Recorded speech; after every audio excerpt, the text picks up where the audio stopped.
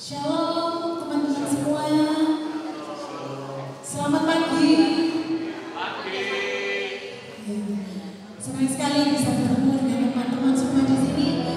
Hari ini kita masuk bulan terakhir ya, dalam bulan April. Kita masuk tema terakhir. Tahu nggak temanya? Tahu pasti ya. Temanya iman sebiji sesami. Hari ini pagi ini kita sudah hadir profesi yang akan bersama kita berbagi seperti apa sih iman biji sesami. Kalau kita bicara tentang iman, pasti ada satu sahabat yang selalu menjadi teman kita yang setia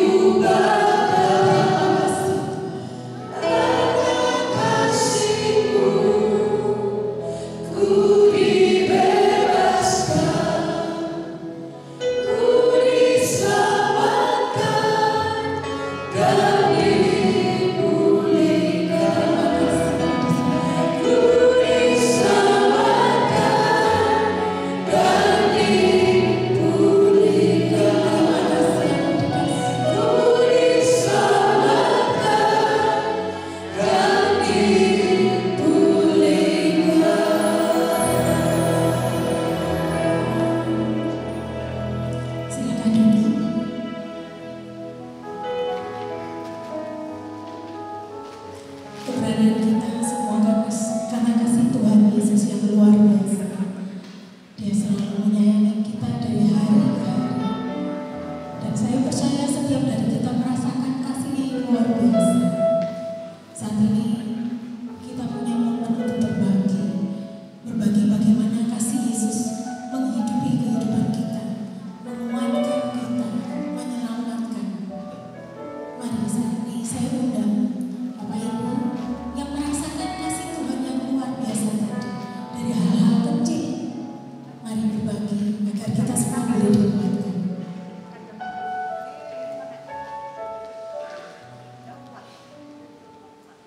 Mari, apakah ada yang mau berbagi?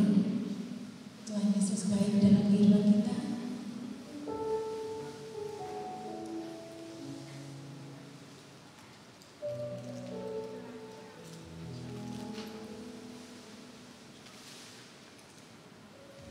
Henry mungkin.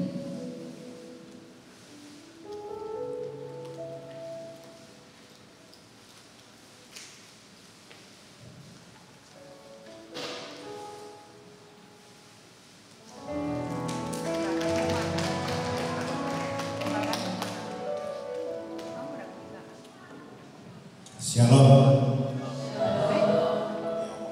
Kenalkan, nama saya Henry.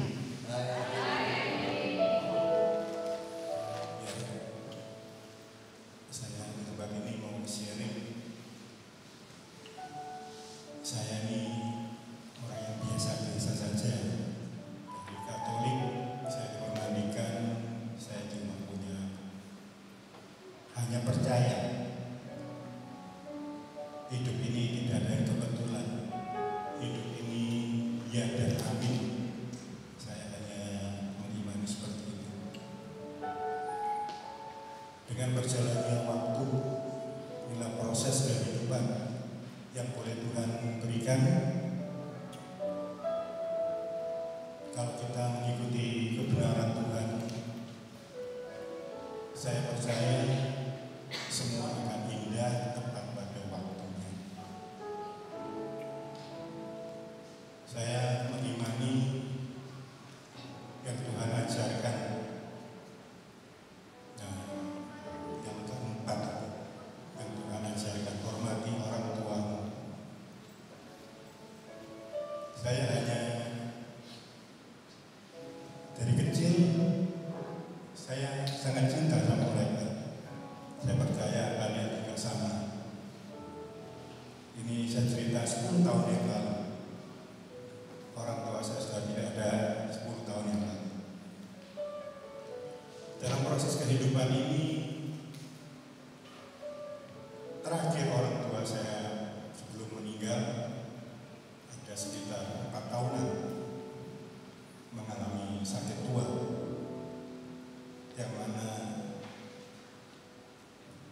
proses ini berjalan sangat berat. Tapi Tuhan begitu indah, saya bisa punya pasangan yang luar biasa, istri yang bisa membantu sampai dalam keadaan yang sangat terpuruk. Saya tetap bisa menjalani ini semua dari berobat.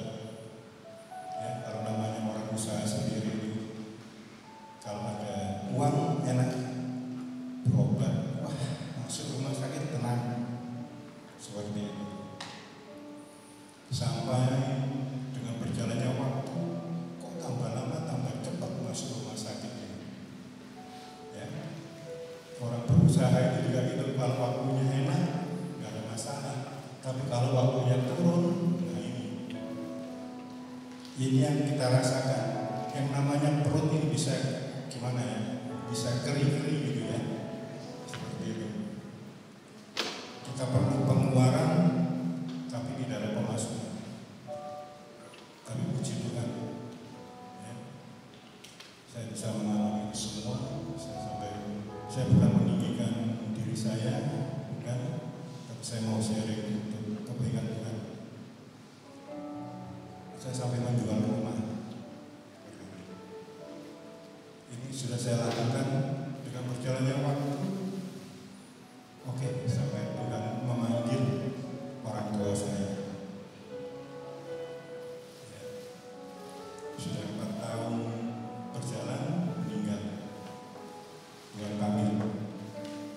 Sekarang sudah berjalan 10 tahun. Tapi apa yang Tuhan berikan, yang Tuhan ajarkan, ini benar. Jangan ragu-ragu untuk berbuat baik. Ya, selagi kalau mungkin orang tua masih ada, Tuhan itu memberikan apa yang kita perlukan. Dia tahu tepat pada waktunya.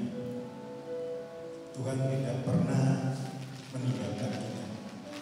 Sampai saat ini, dalam saya membesarkan anak-anak, hidup keluarga saya, perekonomian saya cuma hanya bisa bersyukur dan berterima kasih dan menjalankannya dengan hati yang selalu gembira. Tuhan tahu, seperti orang itu kalau ada yang nyetir enak. Kita perlu apa di luar pikiran, ternyata ada yang menyediakan. Itu yang saya rasakan sampai saat ini. Tuhan kita sungguh luar biasa. Ya. Jangan bosan-bosan untuk berbuat baik. Saya cuma bisa sharing itu aja. Tuhan memberkati.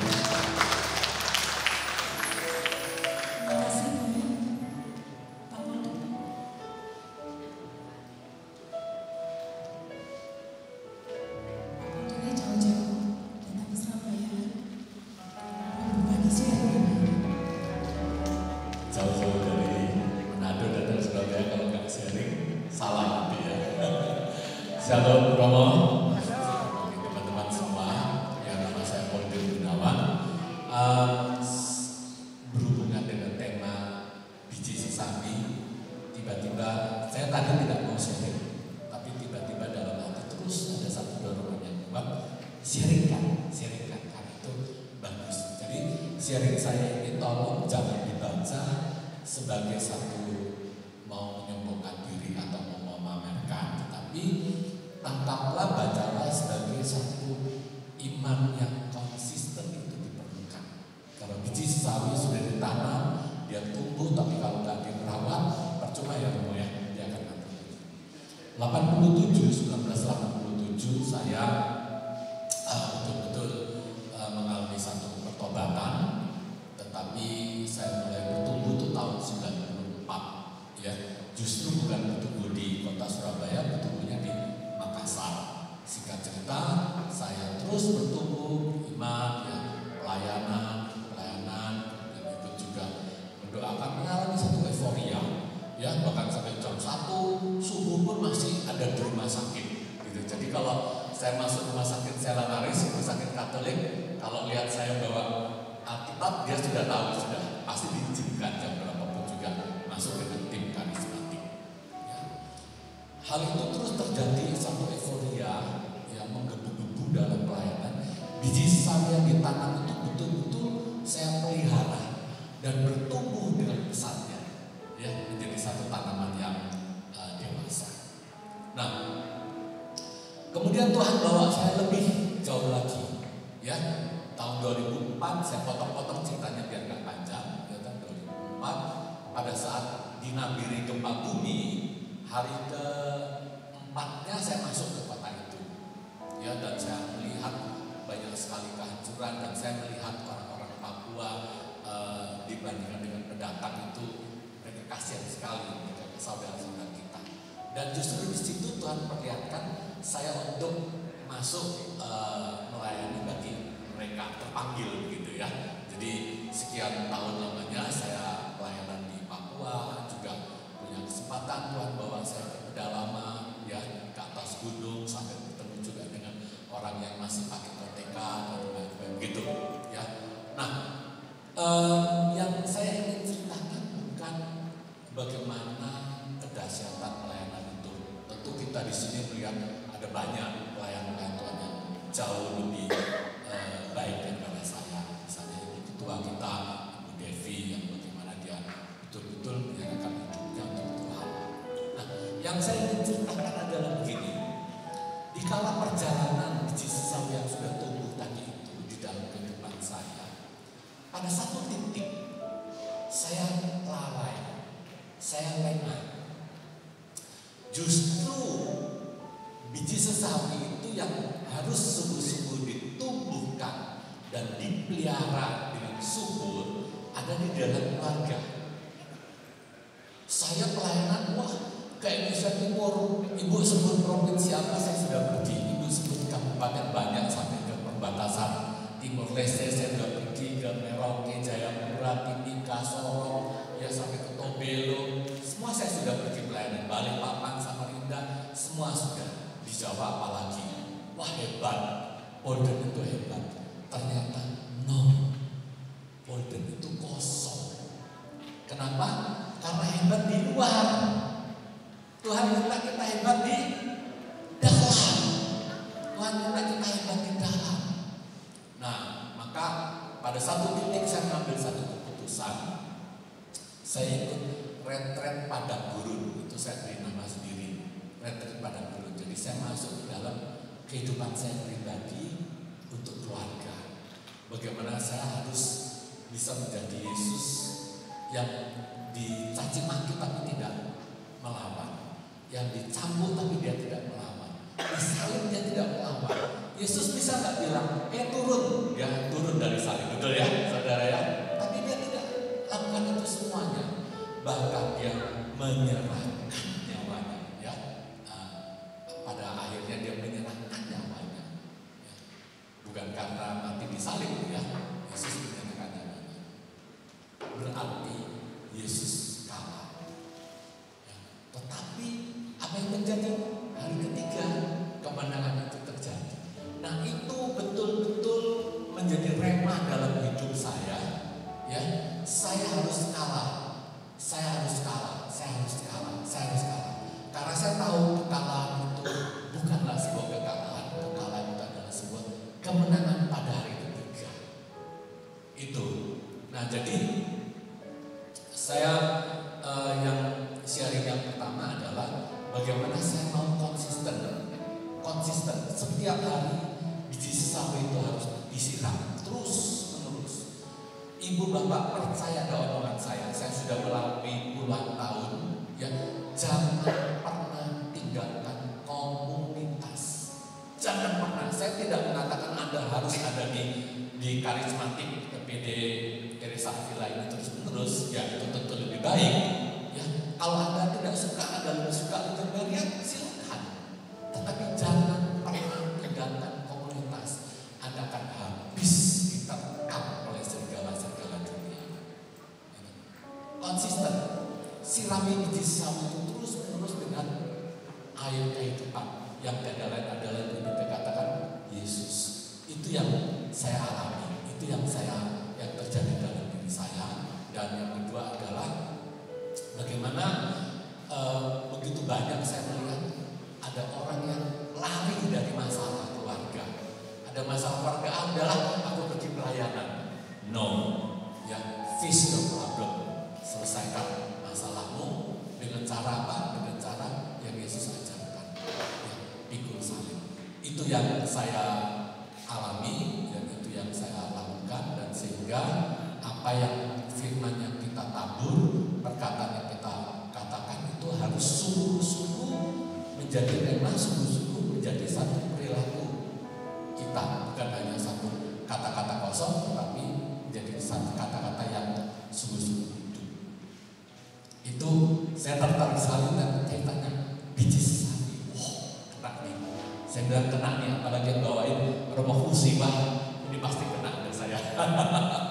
Banyak sekali. Terima kasih, itu aja dari saya.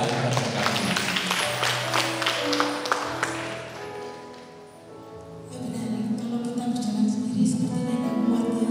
Dan saya bisa pastikan tidak kuat. Tapi dengan Tuhan kita akan berjalan. Bersama Tuhan kita akan diajari untuk setia, melangkahi bersama kita. Bersama Tuhan. Saat ini teguhkan iman kita bersama Tuhan. Kita akan sama-sama bersama melaju lebih baik lagi.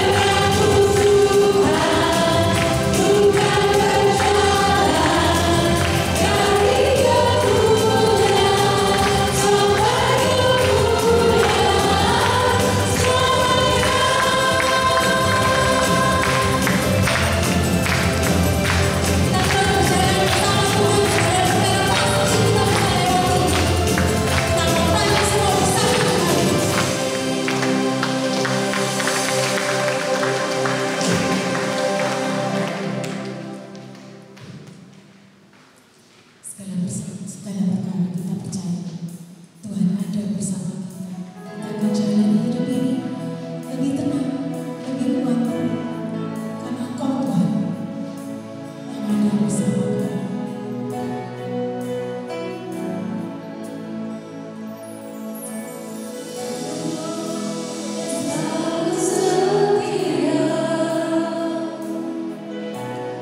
Memenuhi keperluanku.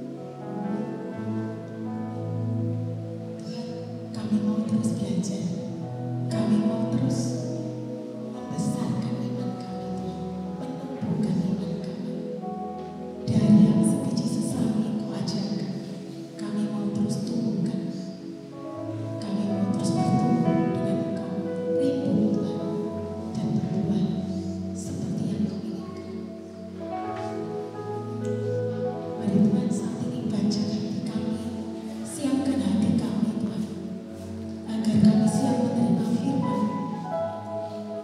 lewat anak Romo Fusi. Kau akan bercakap-cakap, kau akan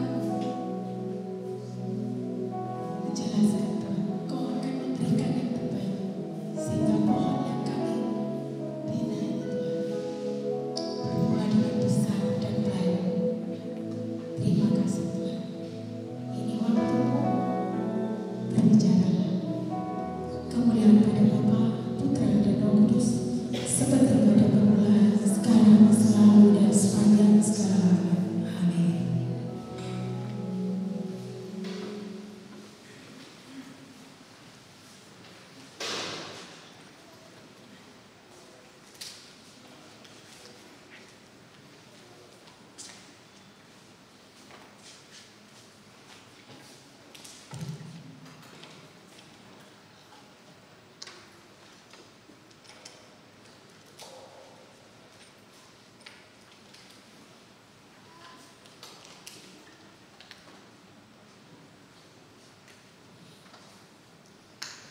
Saudara-saudari yang dikasih Tuhan,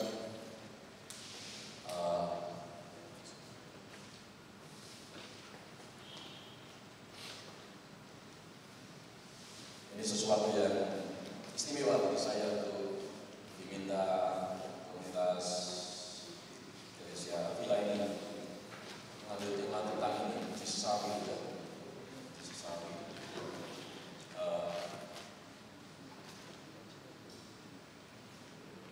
Matius 17 ya. Matius 17 ayat 20. Sesungguhnya sekiranya kamu mempunyai iman sebesar biji sesawi saja, kamu dapat berkata kepada gunung ini, pindah dari tempat ini ke sana, maka gunung ini akan pindah dan tak akan ada yang mustahil bagimu. Saudara-saudara yang dikasih Tuhan, saya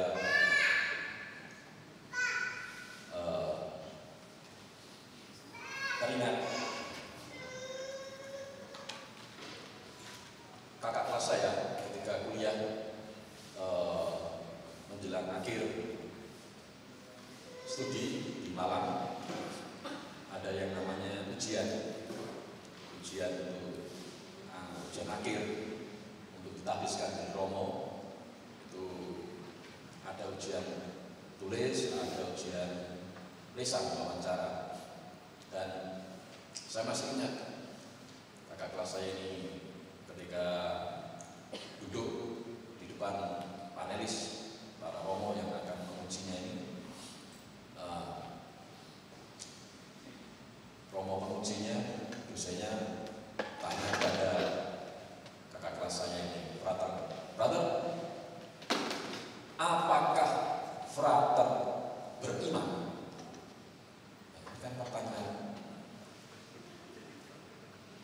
Maksudnya apa pertanyaan? Jadi dia sudah menyiapkan teologi macam-macam ya, dari dogma ini, lalu dari apologetik, lalu dari kitab suci, tafsir perjanjian lama, tafsir perjanjian baru, macam-macam itu sudah dibaca ya. Pertanyaannya ketika duduk, Frater, apakah Frater beriman? Wah, ini pertanyaan singkat, tapi apa yang dijawabnya? Kalau dijawab beriman, dia sudah curiga, pasti akan ada pertanyaan berikutnya atau perintah berikutnya. Pertanyaan biasa ya, kamu ujian pertanyaan sebagian biasa. Tapi kalau dijawab tidak beriman, Anda nanti kan tidak ditahbiskan, masa rohnya tidak beriman. Kalau dengan mantap ya Roh, saya beriman. Wah, puji Tuhan, saya lega.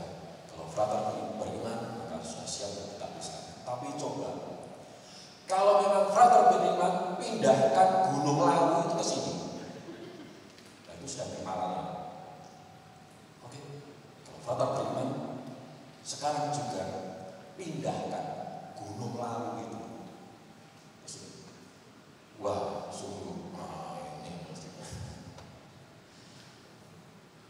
Para saudara dikasih Tuhan, lalu terjadi ya dialektika, ujian yang panjang ya.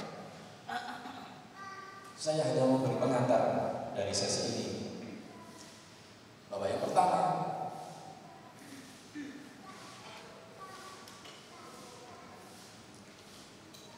mengutip ayat kitab suci tidak bisa kita hanya berhenti di satu ayat. Mengutip ayat kitab suci berarti juga mengutip ayat itu dalam kesatuan dengan ayat-ayat yang lain, mulai dari kitab Kejadian sampai dengan kitab Wahyu. Kaitan, hubungan, dinamika satu ayat tidak boleh hanya berhenti satu ayat itu, karena satu ayat itu harus dimengerti dalam keseluruhan, mulai dari kitab Rahasia Allah, kitab Kejadian sampai dengan kitab Wahyu. Sekarang coba kalau Anda buka Alkitab masing-masing yang diberi stabilo, yang digarisbawahi, yang dilingkari, coba. Biasanya ayat-ayat yang sesuai dengan kebutuhan. Mujizat ini, lalu itu mujizat itu Yesus menyembuhkan orang sakit itu. Coba dicek di Alkitab Anda, mulai dari kisah perjamuan terakhir, ya Yesus perjamuan terakhir, sampai dengan Yesus dimakamkan. Adakah mungkin di bagian itu Anda beri stabilo? Di garis bawah itu. Mengapa? Ya karena itu ayat-ayat yang menyakiti. Di situ ada pengkhianatan Yudas. Di situ ada kesendirian Yesus. Di situ ada darah bercucuran. Di situ ada Eloi, Eloi, lama sabachthani, sampai akhirnya dimakamkan. Nah, itu kadang-kadang kita tidak fair. Kita mencintai Alkitab itu hanya yang sesuai dengan kebutuhan biasanya, yang digarisbawahi itu yang itu apa ya? Mintalah maka segala sesuatu akan diberikan. Lalu itu garisbawahi stabilo, lalu apalagi ya ini sing menjamah jubah Yesus itu, wah ini menjamah saja sembuh. Nah,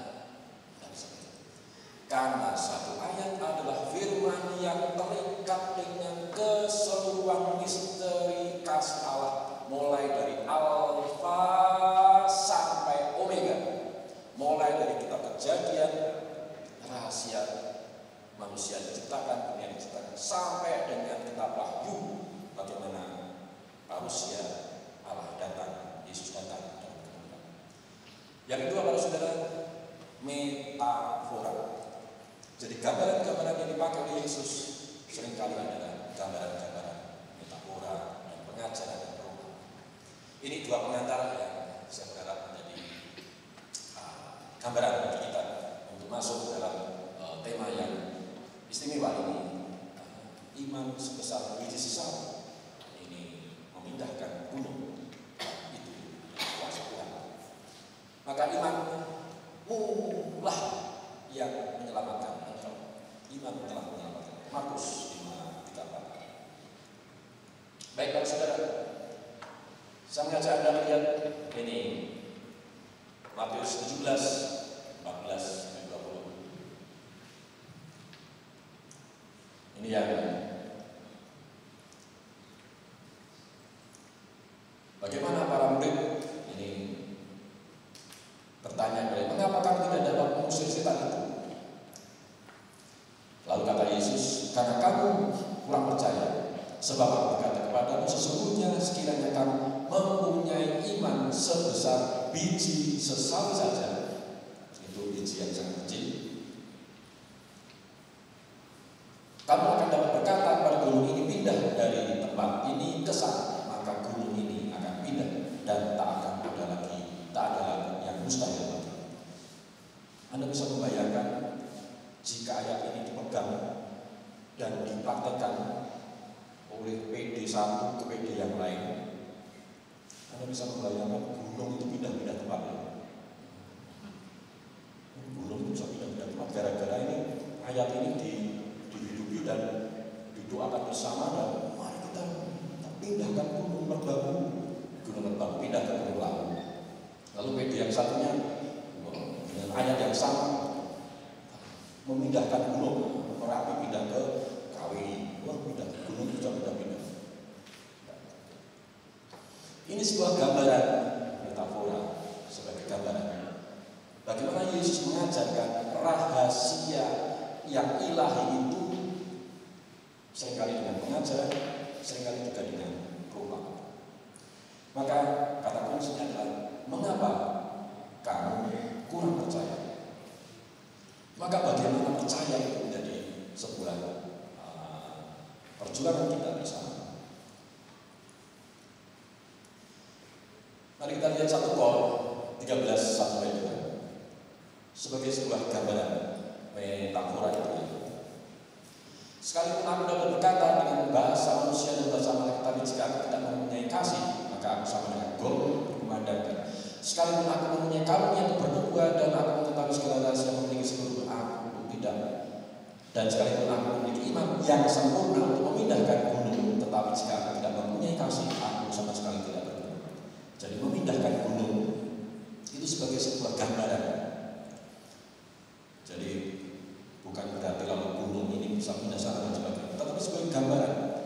Bahkan jika imanku begitu kuat, sekuat orang yang bisa memindahkan gunung, jika tanpa kasih sia-sia. Maka istilah memindahkan gunung ini pertama-tama juga sebagai sebuah gambaran metafora dari kiasan dari Paulus yang digunakan di 1 Kor. Para saudara, di Lukas 18:1-8 gambaran bagaimana orang beriman itu kan jadi pertanyaan, kalau begitu percaya itu semacam seperti apa? Seperti yang di-sharingkan tadi, pengalaman percaya beriman itu seperti apa?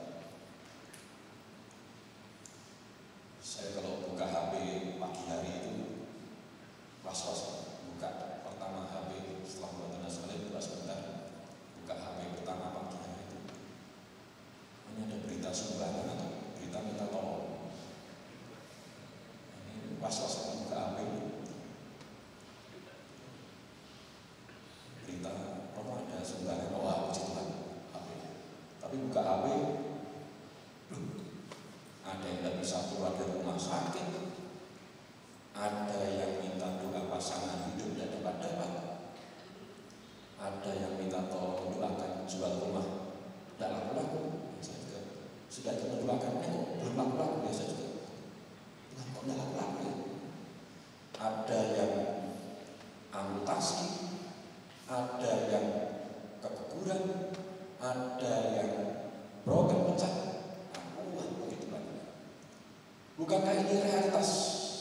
Bagaimana perjuangan iman kita di tengah hiruk-pikuk persoalan yang begitu luar biasa. Maka gambaran orang beriman percaya adalah seperti ini. Yesus mengajarkan seperti janda yang minta ditolong oleh hakim itu. Terus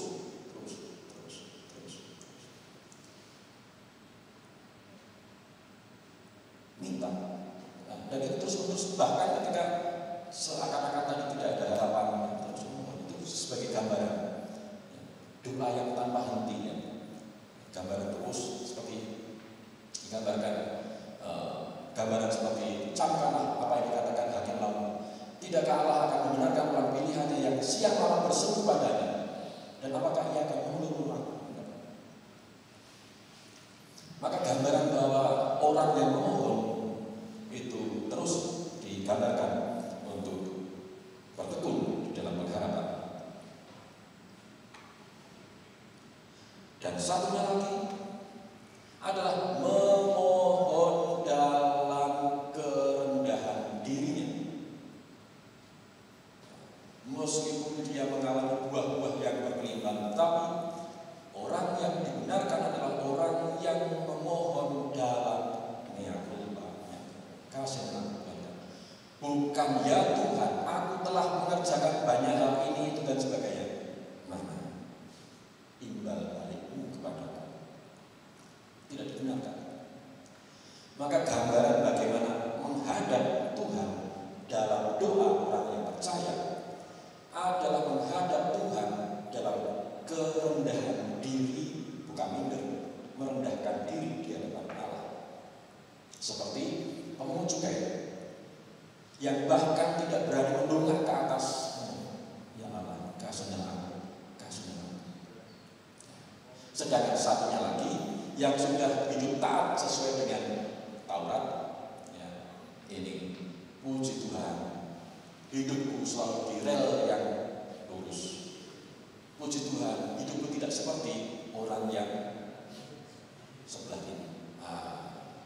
Puji Tuhan, malah tidak dibenarkan. Maka bertekun senantiasa dalam pengharapan dan doa yang tanpa henti, dan menghadap Tuhan dalam kerendahan diri, bukan dalam kesombongan. Nah, ini biasanya dosanya orang yang tidak melanggar seluruh perintah Allah. Orang itu luar biasa. Kalau ada orang yang sampai bisa tidak melanggar seluruh perintah, biasanya dosanya adalah ini. Terlalu banyak cerita tentang dirinya. Itu ya dosa lain lagi. Maka dosa ego, dosa kesombongan. Padahal sudah hidupnya lurus, tidak menduakan Allah, menghormati hari Tuhan, menyebut nama Tuhan dengan penuh hormat, tidak mencuri, tidak berzina, berlaku adil. Tapi ternyata ada dosa lain lagi, yakni terlalu banyak bercerita tentang aku daripada bercerita tentang Tuhan. Nah, ini juga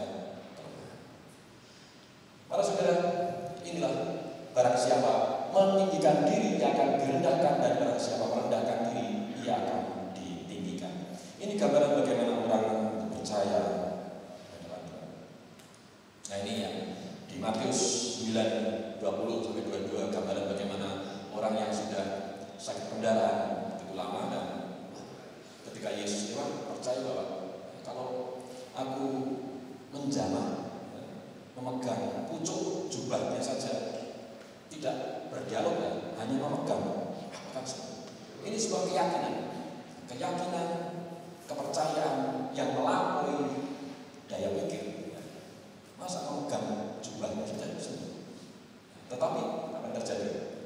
Ayat 22 Matius 9. Yesus berpaling dan memandang perempuan itu sambil berkata, teguhkanlah hatimu, hai anakku, imanmu telah menyelamatkan engkau. Teguhkanlah hatimu, bahkan setelah 12 tahun berdoa tidak terkabul-kabul. Teguhkanlah hatimu, hai anakku, imanmu telah menyelamatkan engkau. Imanmu telah menyelamatkan engkau bahkan setelah 12 tahun novena Gua Maria mana saja diparangi sembahyangnya, sampai semangatnya itu Gua Maria jadi diparangi juga untuk doa di sana. Karena saking semangatnya novena doa itu terus adorasi dari mana ke mana mendatangi, kapal-kapal adorasi. Lalu 12 tahun melakukan itu kok masih muda.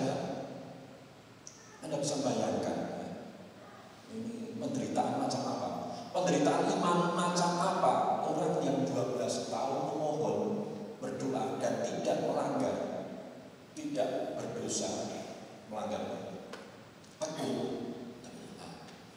Maka ketika Yesus lewat dan perempuan yakin memegang jubahnya, dia yakin akan jatuh. Maka Yesus berkata, teguhkanlah hatimu, hai anakku, imanmu telah menyelamatkan engkau. Maka sejak itu sembuhlah perempuan itu. Ini gambaran-gambaran bagaimana satu demi satu gambaran yang percaya dan beriman sebesar biji sesam itu semacam apa. Bahkan percaya dan tetap percaya, kalau tadi konsisten, iman yang konsisten di tengah padang gurun yang melelahkan. Padang gurun yang melelahkan itu masa-masa pengalaman rohani yang kering, haus, lelah sendiri sampai mentok hampir putus asa, tetapi bisa tetap konsisten iman bahwa Allah itu baik. Ini dihidupi oleh perempuan ini 12 tahun berjuang dalam keyakinan bahwa Allah itu baik dan diizinkan mengalami buah iman itu. Hai anakku, imanmu telah menyelamatkan engkau, dan sembuhlah perempuan itu. Kalau saudara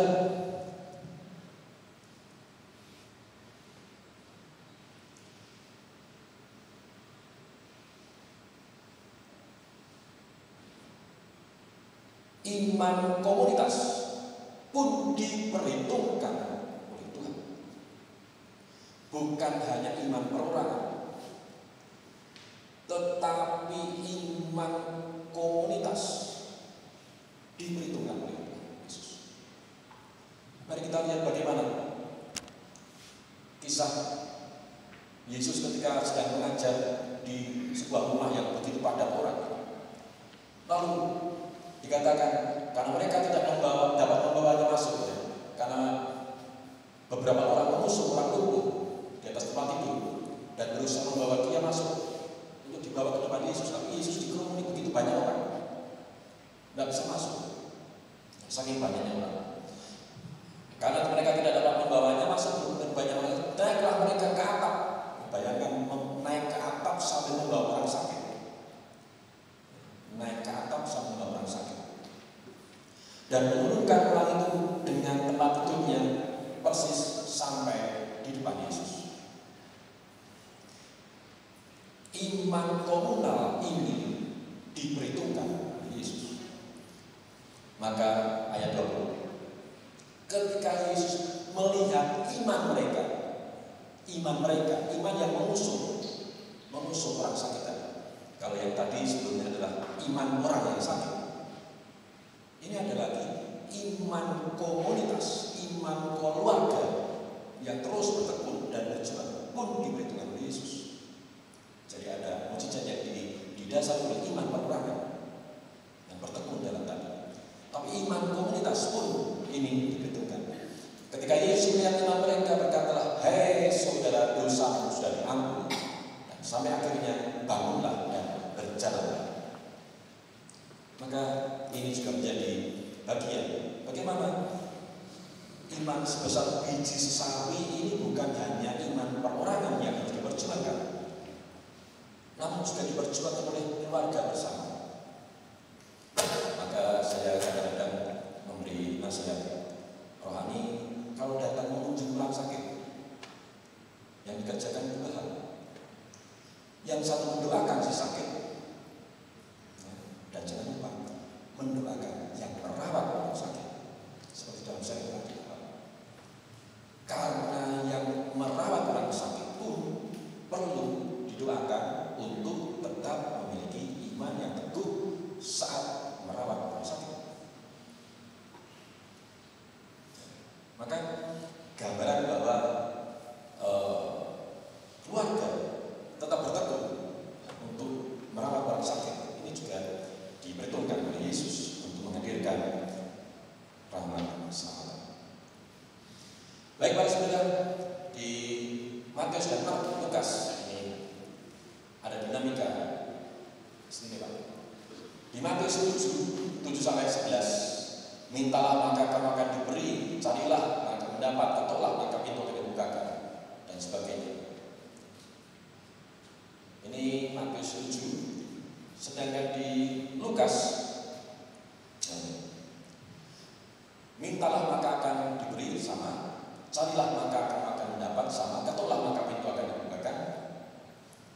Yang berbeda di ayat 13. Lukas ayat 13 bab 11. Jadi jika kamu yang jahat tahu memberi pemberian yang baik kepada anak-anakmu, apalagi Bapa yang di surga, Ia akan memberikan Roh Kudus kepada mereka yang meminta kepadanya. Ini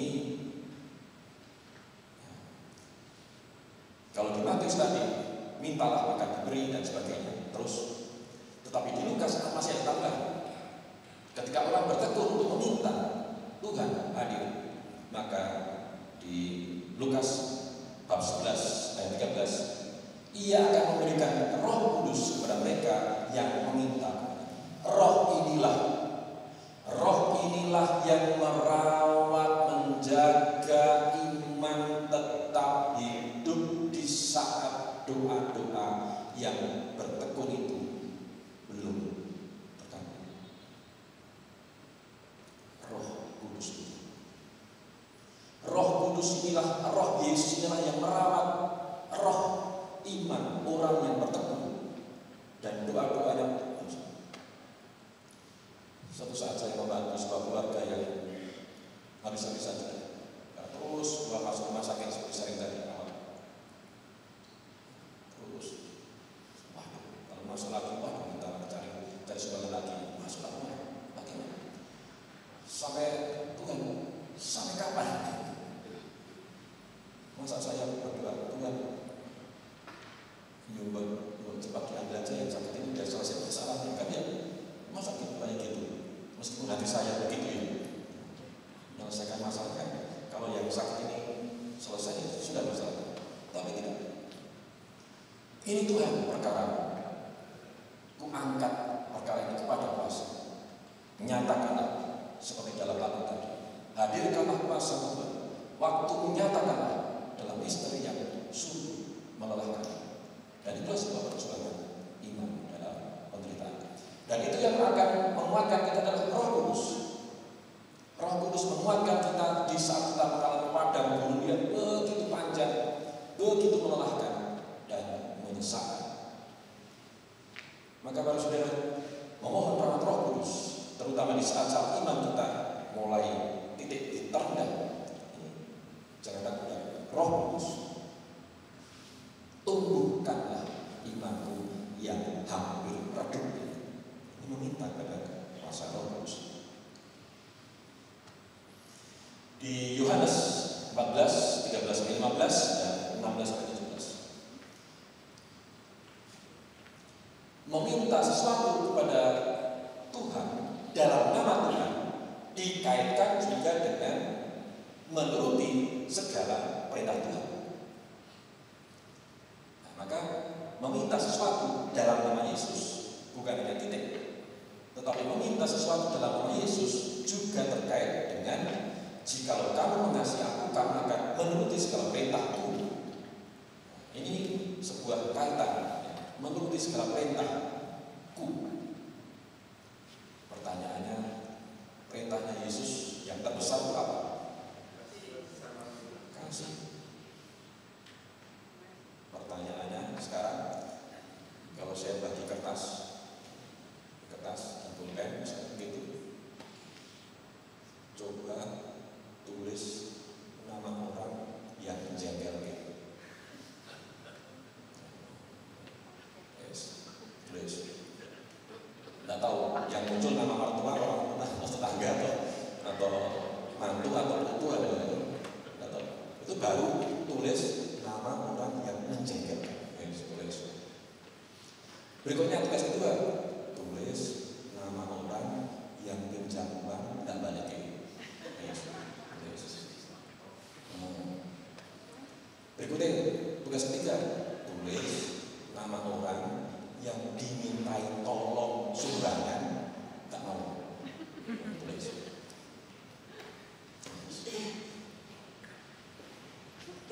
Tugas keempat, tulis nama orang yang merusak rumah tanggamu. Kelima, gambarlah wajah orang yang menusukmu dari belakang.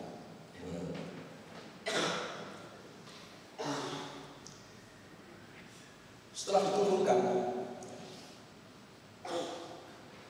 berilah tanda, cengkang dari daftar itu mereka yang sudah kau ampuni.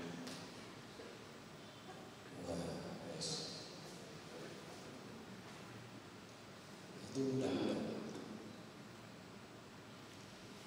Bagaimana mungkin kita memohon Tuhan mengerjakan sesuatu untuk kita, sedangkan kita sendiri masih terus berjuang mengerjakan perintahnya. Jika kamu ngasih aku, kamu akan menuruti segala perintahku, dan apa yang kamu minta dalam namaku aku akan melakukannya. Ini seringkali ya, ayat-ayat yang mungkin kurang kita beri stabil. Mengapa abot? Yang kita stabil itu ayat-ayat yang tadi, mintalah maka kamu diberi, ketuklah maka pintu akan dibukakan, carilah maka kamu digambar, di stabil harus. Tapi bahwa ada ayat juga yang mengatakan jika kamu meminta dalam namaku, aku akan melakukannya supaya Bapa dipermuliakan. Jika kamu meminta sesuatu kepada dalam namaku, aku akan melakukan. Jika kamu mengasihi aku, kamu akan menuruti segala perintah. Nah, ini sebuah misteri rahasia kasih Allah yang mari kita tidak berhenti di satu ayat demi satu ayat. Apalagi lalu kita berpegang pada ayat yang sesuai dengan kebutuhan kita, lalu kita menutup diri terhadap ayat-ayat yang mengajak kita untuk lebih mengasihi Tuhan dengan berbuat sesuatu. Inilah gambaran bagaimana iman sebesar biji sesam ini tumbuh, ya, tumbuh terus dalam komunitas semacam ini. Maka dengan komunitas ini kita diingatkan kembali, oh iya, atau dipertobatkan, atau disembuhkan, atau dihibur. Maka tadi dalam sharing berkomunitas ini menjadi salah satu pengharapan.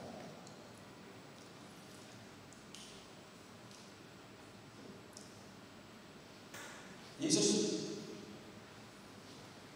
menjanjikan Roh Kudus, Pentakosta, Roh kebenaran, Roh penolong.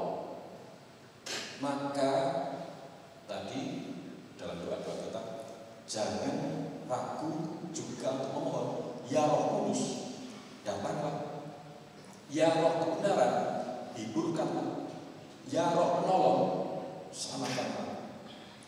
Di antara doa-doa yang memohon rahmat, mujizat.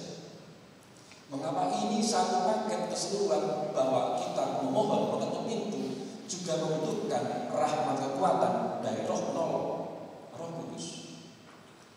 Maka ini menjadi sebuah keseimbangan. Karena selain kita menerima Roh Kudus, maka Roh Kudus akan menyertai kita, menguatkan kita, bahkan menyembuhkan kita dari luka-luka iman kita.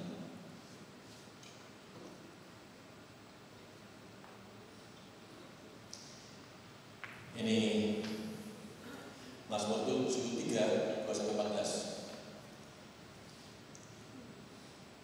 Ini salah satu dosanya orang benar,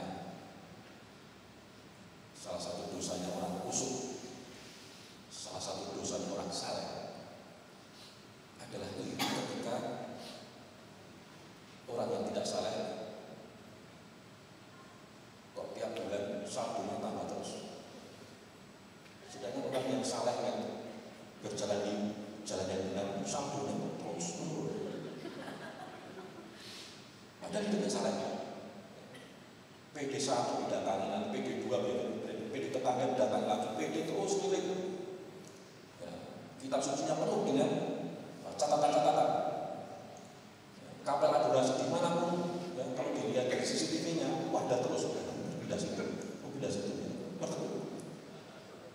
novena ini, novena itu dijalani sampai masih tidak terima di Gua Maria, tidak terima kalau nyala lilin kecil, lilin jebol dari sana, puasa, lilin pasca sih double,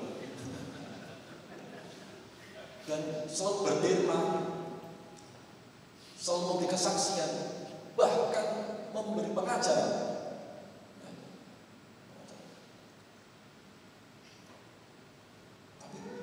Lihat saldonya kok terus. Nah, sedangkan orang yang tidak pernah mengajar, orang yang jelas-jelas selingkuh, orang yang jelas-jelas ya kata-katanya kasar, orang yang jelas-jelas menganiaya, lalu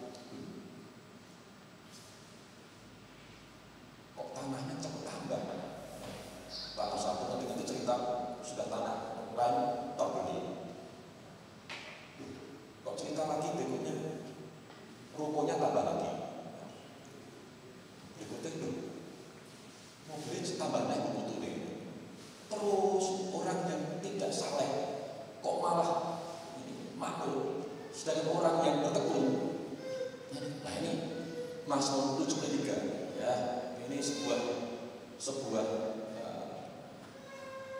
goncangan bagi orang yang bertekun. Ayo kita ini pergumulan. Tetapi aku sedikit lagi maka kakiku terpleset, nyaris aku tergelincir. Ini sebagai gambaran bagaimana tadi yang dikisahkan sholat jalan. Padahal sudah terus kerasunan macam-macam, tapi ada batu kecil, bukan batu besar, hampir terpleset. Tetapi aku sedikit lagi maka kakiku terpleset, nyaris aku tergelincir. Sebab aku cemburu kepada pembual-pembual ya, cemburu pembual. Kalau aku melihat kemunculan orang-orang fasik, kok malah muncul? Orang-orang fasik kok malah muncul? Sebab kesakitan tidak ada pada mereka, sehat, gemuk, sudah hidupnya tidak benar, tidak punya kolesterol, tensinya stabil. Loh yang hidupnya benar, tensinya naik, kolesterolnya dulu, gulanya dulu bisa benar. Loh ini yang hidupnya tidak benar,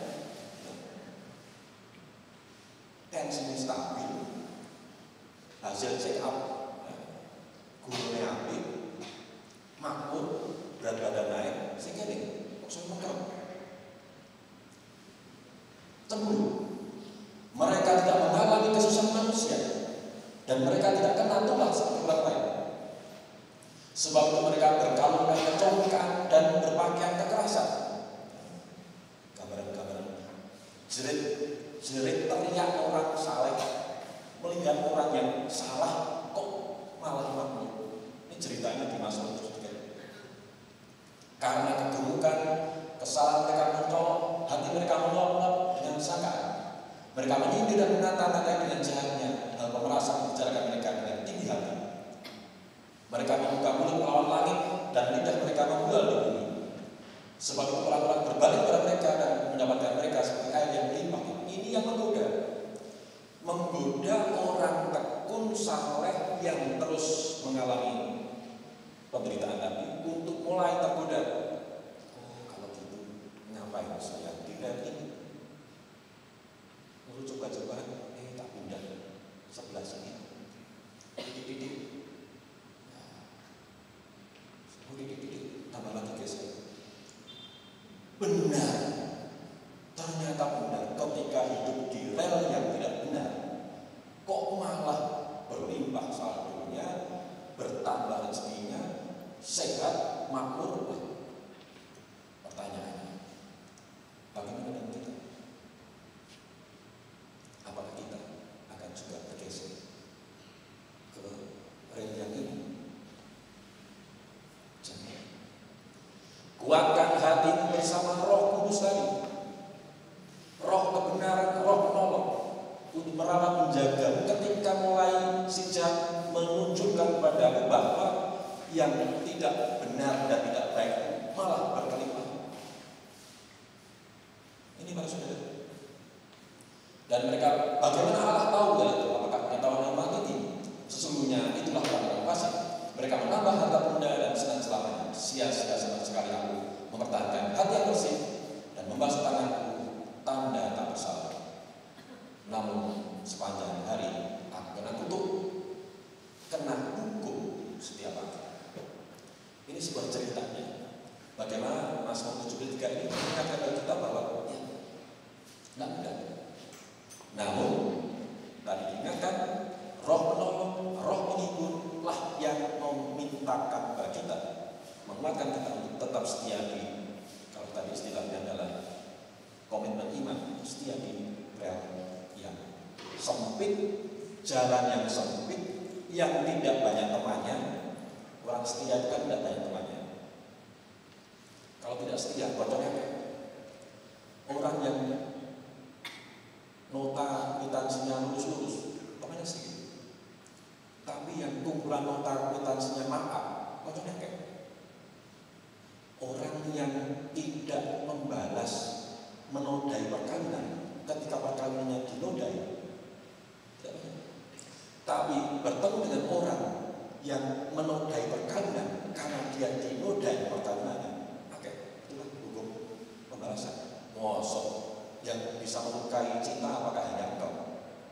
aku yo iso.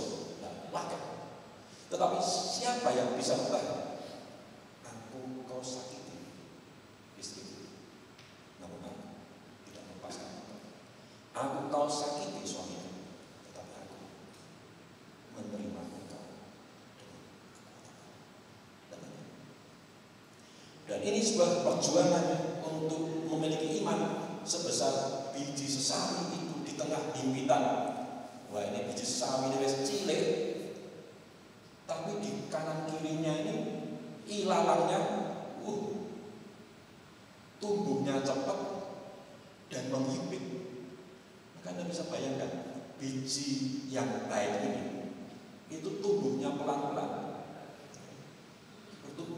Namun tumbuhnya ilalang begitu cepat. Coba sekarang ajari anak untuk berkata terima kasih. Itu butuh perjuangan. Ayo. Kalau diberi sesuatu bilang terima kasih, butuh perjuangan. Sampai-sampai setelah nancap, ya, karena saking seringnya diberi pengajaran, kalau diberi sesuatu bilang terima kasih, butuh. Dan sampai akhirnya menancap, sehingga ketika datang komuni tubuh Kristus, terima kasih. Ya karena sudah diajar, ya, saking sejak kecil ditanamkan. Kalau diberi sesuatu bilang terima kasih, terima kasih. Lalu datang komuni tubuh Kristus, terima kasih Bapak. Coba bandingkan ajari cucu atau anak untuk ngumpat misal, maka belum diajari malah wis iso. Itu begitu ilalang itu tumbuhnya begitu cepat. Hal yang menyimpang dari jalan Tuhan tumbuhnya itu begitu cepat. Awalnya hanya WA kepada mantan pacar, hanya WA. Padahal sudah punya rumah tangga sendiri, hanya WA. Tapi WA yang sederhana itu sudah makan tak, hanya itu. Wes dijawab belum. Loh, kok belum gitu? Nah, ini masih urus-urus, urus akhir. Hanya dengan pertanyaan sudah itu bisa terus-teruskan menyimpang semakin besar. Begitu kuatnya ilalang itu menghimpit biji sesawi yang tumbuh pelan-pelan.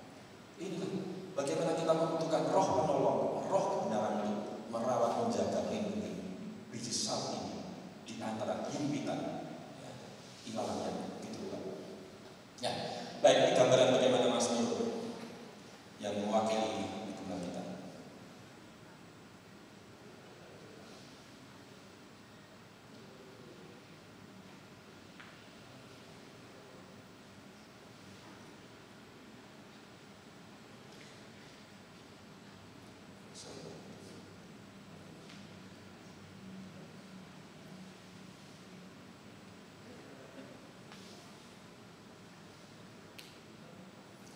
Ini tadi pertanyaan, mengapa para murid gagal mengusir setan? Dengan keras Yesus menegur dia, dan keluarlah setan itu daripadanya, dan anak itu pun sembuh ketika itu juga. Kemudian murid-murid Yesus datang, dan ketika mereka sendirian dengan dia bertanya kepada mereka, mengapa kami tidak dapat mengusir setan itu? Yesus berkata, karena kamu kurang percaya. Karena kamu kurang percaya. Sebab aku berkata kepada sesungguhnya, sekiranya kamu mempunyai iman sebesar biji sesawi, maka kamu akan berkata gunung itu indah dan sebagainya. Para saudara, pengalaman gagal membuat pondasi iman kita bisa semakin keropos. Pengalaman ditolak, pengalaman dikhianati, pengalaman dilecehkan, pengalaman bencana, pengalaman traumatik. Kalau itu dibiarkan, itu bisa menggerogoti pondasi iman yang pelan-pelan sudah kita tumbuhkan terus-menerus. Dan itu yang bisa membuat kenapa kamu kurang percaya, sehingga iman tidak membuahkan mujizat. Maka saya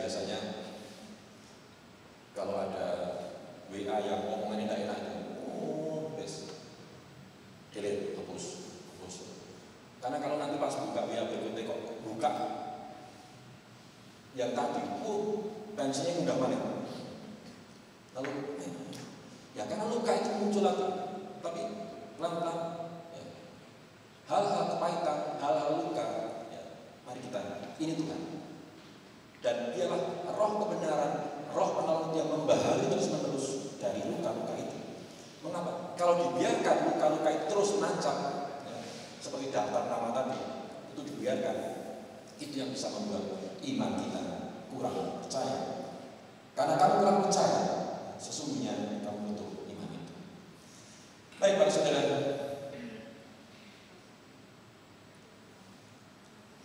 ini gambaran.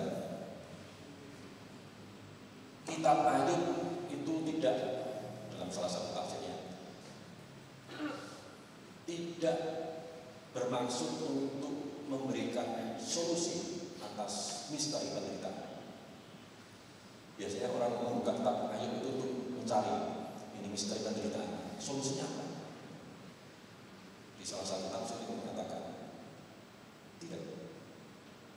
Karena di situ misteri penderitaan tetap ada. Tetap yang diwartakan dalam kitab Ayub adalah di tengah penderitaan itu, Ayub tetap percaya bahwa Tuhan itu. Dan inilah bagaimana Ayub yang habis-habisan bahkan hanya bisa mengatakan dalam puncak pergumulannya, dengan telanjang keluar dari kandungan ibu, dengan telanjang juga aku akan kembali kepadanya. Tuhan yang memberi, Tuhan yang mengambil, terpujilah nama Tuhan. Saya pernah mengutip ayat ini ketika kehilangan HP. Jadi ketika saya naik mikrolet di Malang, itu Malang itu kan zaman dulu mikroletnya sopir, lalu ada pembatasnya, ada penumpang di belakangnya. Saya duduk di salah satu itu, HP saya taruh di sini.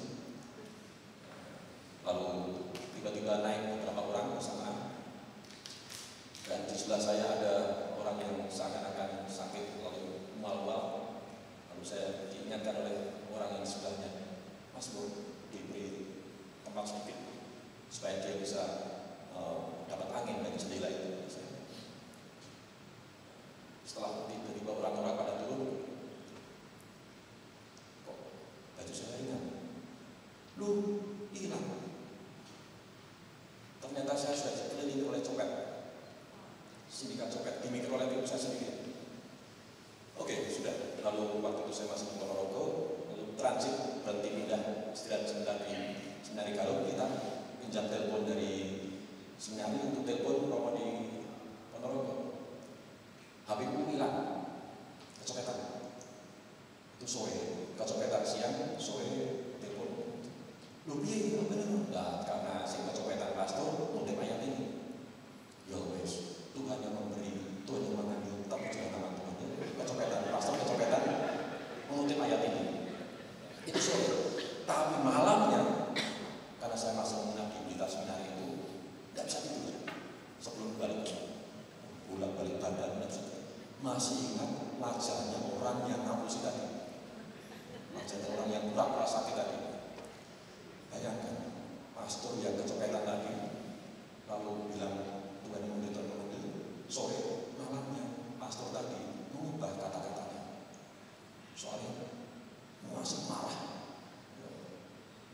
Lalu saya duduk bersila.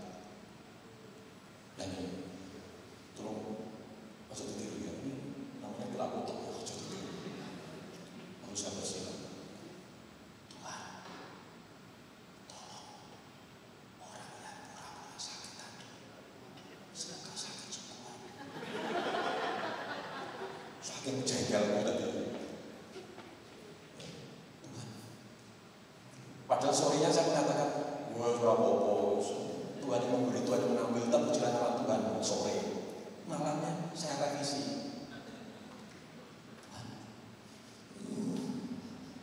Orang yang sakit tadi, Anda bisa membayangkan begitu susahnya untuk bisa mengalami yang namanya bebas. Bebas untuk tetap melihat Allah itu kasih di tengah keterpurukan.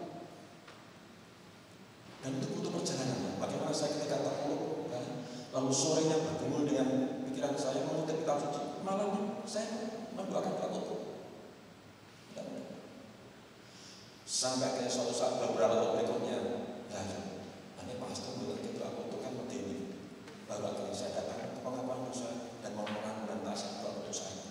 Semoga tidak apa-apa yang saya kerja.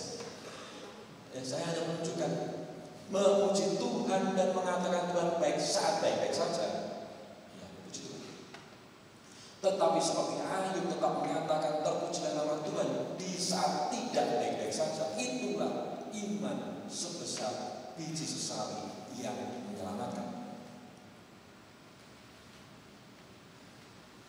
Dan itu terjadi dengan kita. Kalau di sharing, ternyata banyak orang yang mampu menemukan dia.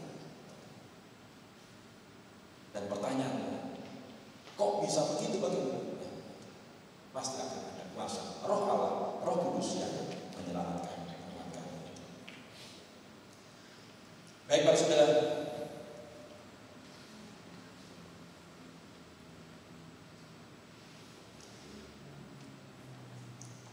tinggallah bersama aku di dalam doa,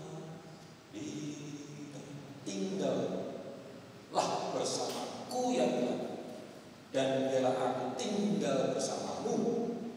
Inilah yang kita mohonkan senantiasa. 1 Yohanes, saudara-saudara kekasih, jikalau hati kita tidak menuduh kita, maka kita mempunyai keberanian untuk percaya. Keberanian percaya mendekati Allah, dan apa saja yang kita minta, kita memperolehnya daripadanya. Karena kita menuruti segala perintahnya dan berbuat apa yang kita kepadanya. Dan inilah perintahnya, supaya kita percaya akan nama Yesus Kristus anaknya. Ya. Hanya itu, percaya bahwa Yesus Kristus adalah anaknya. Tanpa keterangan saat kita sehat, saat kita oke, saat kita damai, tidak. Hanya itu perintahnya, supaya kita percaya akan nama Yesus Kristus anaknya, tidak. Bahkan juga di saat kita sedang tidak baik-baik saja. Dan supaya kita saling mengasihi sesuai dengan perintahnya yang diberikan kepada Kristus. Barang siapa menuruti segala perintahnya, ia diam di dalam Allah, dan Allah diam di dalam dia. Ini kata kunci. Kata kunci tinggal di dalam Tuhan tidak hanya sekedar mendoakan sesering mungkin Maranatha, Tuhan datanglah, Tuhan datanglah, Tuhan datanglah saja. Tetapi jika kita percaya bahwa Yesus Kristus adalah anak Allah, bahkan di saat kita mengalami padang gurun, jurang lembah yang kelam pun, maka itulah Roh Allah tinggal dalam kita, kita tinggal di dalam Allah. Maka barang siapa menurut segala perintahnya, ia diam di dalam Allah dan Allah di dalam dia. Dan demikianlah kita ketahui bahwa Allah ada di dalam kita, yaitu Roh yang telah Dia karuniakan kepada kita. Inilah nasihat supaya biji sesali itu ya, tetap tumbuh di tengah jurang yang kelam, padang kering yang mencekam.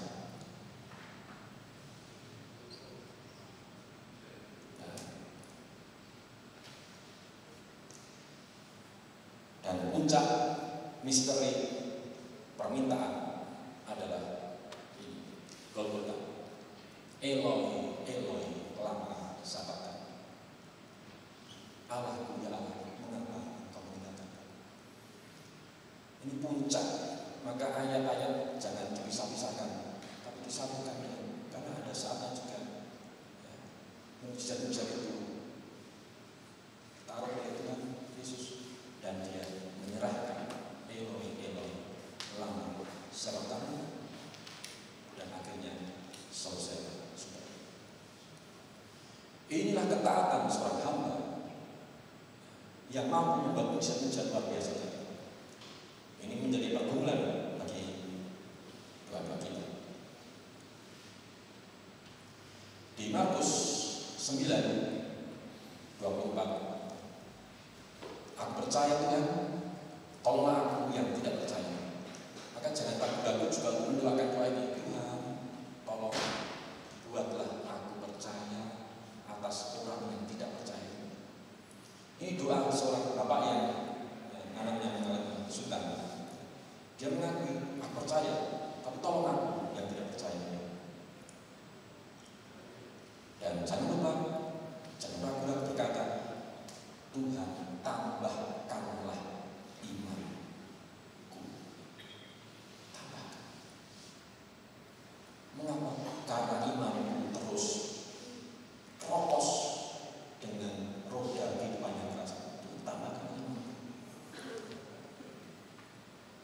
Maka ini menjadi rangkaian kita. Di sabda bagian, karena itu berkata, jangan khawatir akan tubuh, akan apa makan minum, jangan khawatir akan tubuh dan sebagainya. Ayat 33, kata kunci berikutnya dari permintaan akan makan rezeki adalah carilah dahulu kerajaan Allah dan kebenaran. Maka selain kita memohon ayat ketuklah maka pintu dibukakan, carilah maka kamu akan mendapat, mintalah maka kamu akan diberi. Jangan lupa bersama dengan itu bertekunlah supaya kita dapat mengerjakan, menghadirkan, percayakan kerajaan Allah dan kebenarannya, maka akan ditambahkan kepada. Yang terakhir,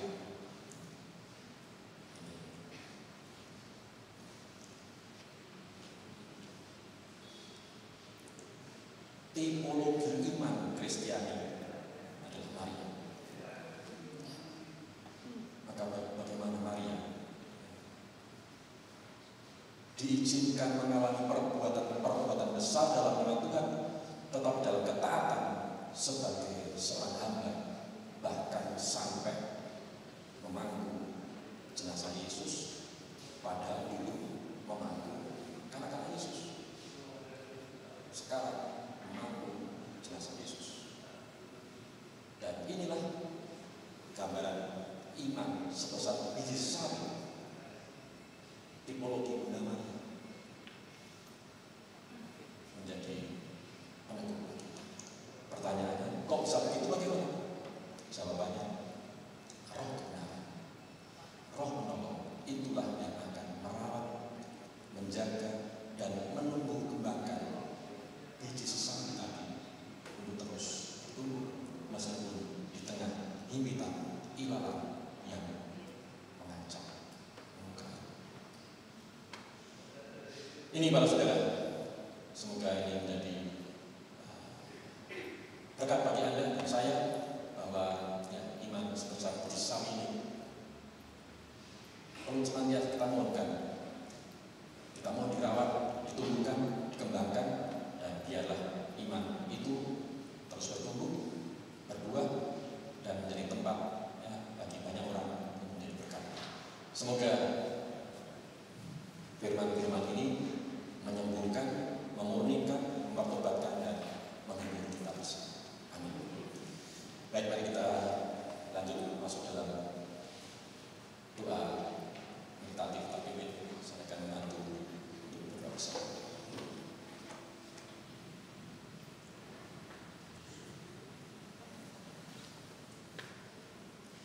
Silakan mengambil posisi duduk yang rileks, tegak, tangan dalam posisi doa, mata terpejam, kita masuk dalam keheningan yang tidak dalam.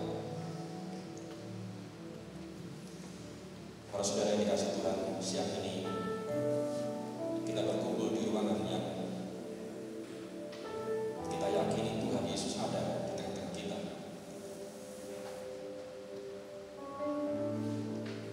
Ambil nafas dan keluarkan dengan tenang, rileks, damai dan tenang, karena Yesus saat ini hadir bukan hanya di tengah-tengah kita, tetap persis di depan masing-masing.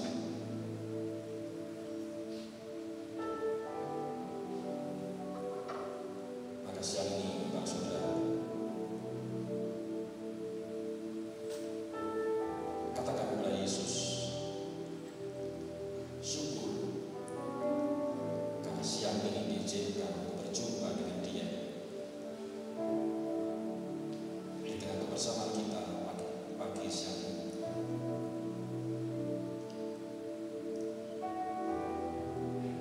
Dan lihatlah wajah Yesus tersenyum di hati kamu.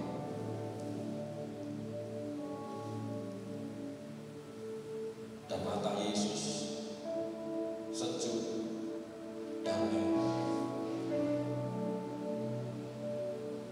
Meskipun dia tahu sampai yang terdalam dalam jiwa ternyata ada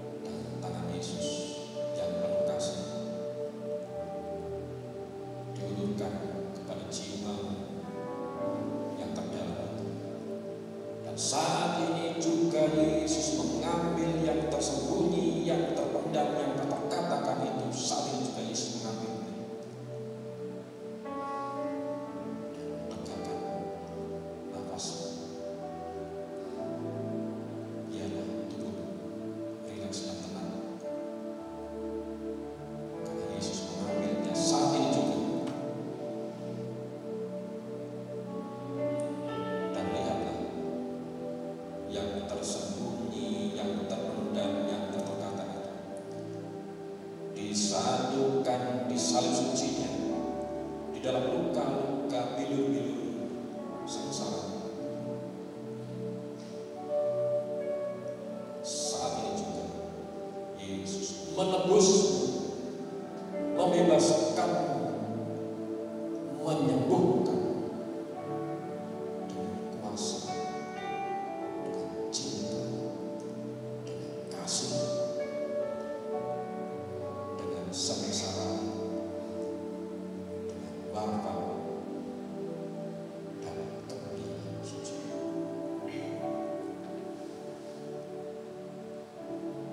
Terima kasih Yesus. Ya Tuhan, terima kasih. Biarlah mujizat nyata dan terjadi saat ini di ruangan ini bagi semua yang ada, yang percaya kepada dan menyerahkan segala yang tersebut terpendam dalam kuasa suci. Dan terjadilah sesuai dengan janji. Karena sungguh iman kami lemah Tuhan. Namun biarlah hanya dengan sebesar biji sesawi saja inilah, biarlah mujizat nyata saat ini di ruangan ini. Karena Engkau memberkati secuil iman kami itu, bahkan iman yang hampir rapuh, hampir hilang. Namun Engkau segarkan dan Engkau pulihkan dengan kuasa Roh Kudus, Roh kebenaran, Roh penolong saat ini juga, dengan cara yang penuh kuasa dan penuh keilahian. Tak terjangkau dengan mata, tak terjangkau dengan pikiran, tak terjangkau dengan tubuh akal budi, namun saat ini juga Engkau melakukan perbuatan besar kepadaku, supaya Engkau melakukan pekerjaan besar dengan kuasa Allah atas pendamaian. Terima kasih Tuhan. Dan biarlah siang ini juga kami bukan hanya bersyukur, namun siang ini juga Engkau memperbaharui, mempertobatkanku, menyembuhkanku dan menopangku kembali untuk kembali menatap hari esok dengan langkah-langkah yang kuat, bukan dengan kekuatanku, namun dengan pertolongan Roh Kudus, untuk membagikan buah-buah hidupku bagi orang lain. Mampukan kami Tuhan, setelah Kau sembuhkan dengan kuasa, untuk juga mengampuni orang-orang yang melukai kami, untuk juga mengampuni orang-orang yang telah merugikan kami, untuk juga mengampuni orang-orang yang telah memaksa kami, untuk mengampuni orang-orang yang telah memfitnah kami, untuk mengampuni orang-orang yang telah menghancurkan kami. Kami tidak mampu menyimpan dendam itu Tuhan. Maka biarlah Roh penolong, Roh Kudus, Roh Suci memberi kekuatan kepada kami. Dalam nama Yesus kami mengampuni, dalam nama Yesus aku mengampuni, dalam nama Yesus aku melepaskan kebencian, amarah, keputusasaan siapapun, dimanapun orang itu. Saling juga dalam nama Yesus, dalam nama-Mu ya Tuhan, aku membebaskan diriku dari belenggu kutuk dosa amarah kebencian ini, karena Engkau telah menyembuhkan aku dengan mujizat. Maka saat ini juga biar Roh Kudus menyembuhkan kami, membaharui kami, dan membuat kami tersenyum. Karena siang ini di tempat ini mukjizat nyata bagi kami, dengan penuh cinta, penuh kuasa, kami percaya. Terima kasih Tuhan, terima kasih. Biarlah berkat yang berlimpah ini membuat kami semakin berani bersaksi bahwa Engkau adalah Tuhan yang penuh kuasa, Raja semesta alam, penebus dan pembebas. Biarlah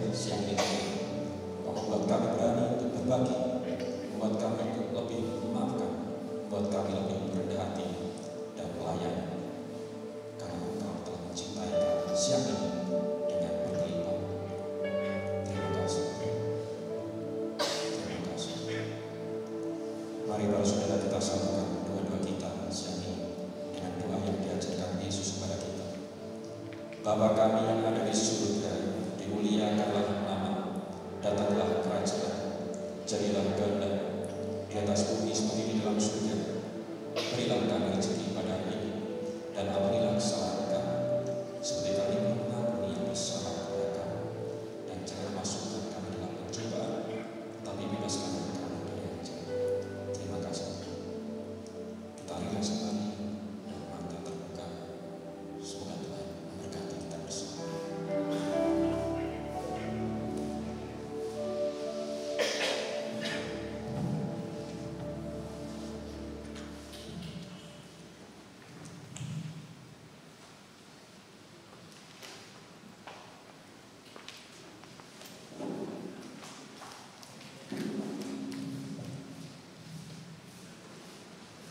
Terima kasih untuk Romo Fusi untuk pewartaan firman Tuhan. Firman Tuhan yang indah dan menguatkan kita semua. Tuhan Yesus memberkati. Bapak Ibu, saudara sekalian, setelah kita mendapatkan berkat dari pewartaan firman Tuhan, kini tiba saatnya kita ambil bagian menjadi berkat untuk pekerjaan Tuhan di tempat ini dengan persembahan. Kita mau ambilkan bahwa kasih Tuhan, berkat Tuhan mengalir seperti sungai.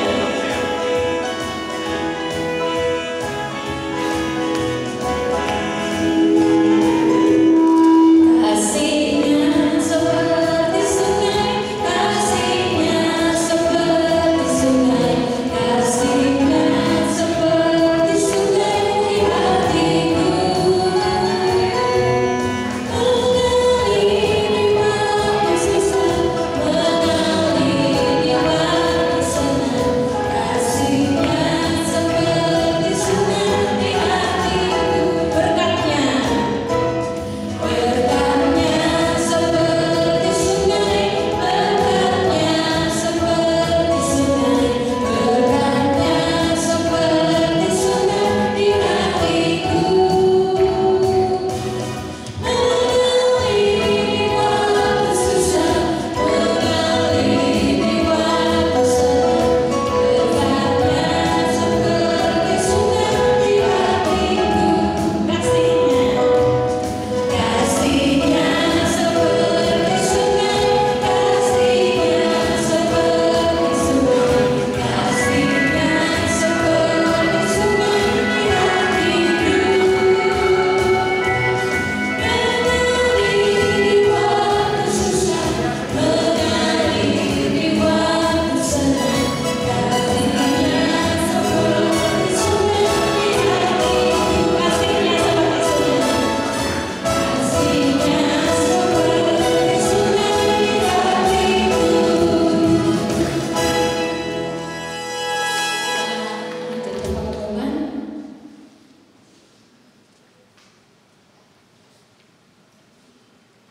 Bapak Ibu, seperti kita tahu, kita sekarang ada di bulan minggu terakhir di bulan April.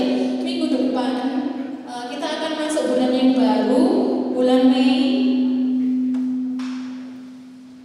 Kita ada serial ketaatan Maria.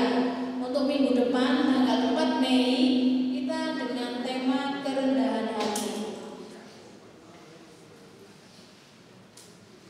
Next, kita akan dilayani oleh Bapak Franz. Minggu depan persekutuan doa kita sama pukul 10 di tempat ini.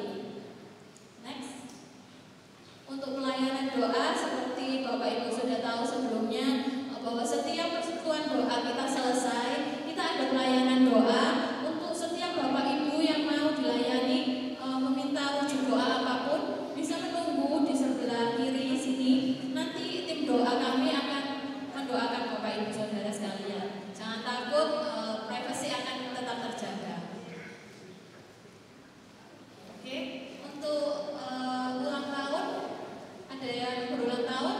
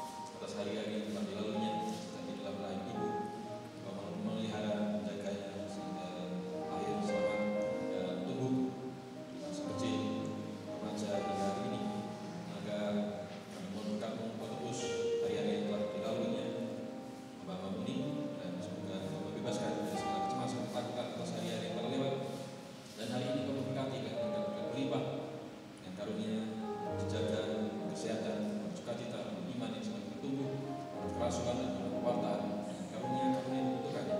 Semoga hamba-hamba ini semua bertumbuh dalam sukacita dan berbenar. Terima kasih Tuhan atas hari ulang tahun yang rahmat yang kami syukuri siang ini untuk hamba-hamba ini. Kami juga memberkatmu untuk saudara-saudaraku dan kami semua yang di tempat ini. Semoga kami semua diselamatkan, disembuhkan dan ditobatkan, diibu, dipulihkan dan dikuatkan karena kuasa-Mu dalam kebersamaan kami siang ini. Akhirnya Tuhan, dalam nama suci kami mohon berkat-Mu atas perjalanan kami kembali ke masing-masing dan juga untuk kerasulan, kewartaan dan tugas kami di hari ini. Semoga memberkati dan menyempurnakannya. Inilah persembahan untuk kami ya Tuhan, misalkan Engkau memberkatinya dan izinkan berbuah melimpah, terutama di hari ini atas orang yang kami layani. Biarlah berbuah melimpah atas doa-doa kami di hari ini. Biarlah berlimpah, melimpah buah-buah atas kerasulan kami di hari ini. Akhirnya biarlah nama-Mu semakin dimuliakan dan jiwa-jiwa diselamatkan karena kuasa. Karena Allah kami kini dan sepanjang segala masa. Bunda Maria kami mohon pertolongan. Salam Maria berrahmat Tuhan sertamu. Terpujilah engkau di antara wanita. Terpujilah Tuhan Yesus. Santa Maria Bunda Allah, doakanlah kami dosa ini sekarang dan kami. Tuhan bersamamu dan bersama-sama. Semoga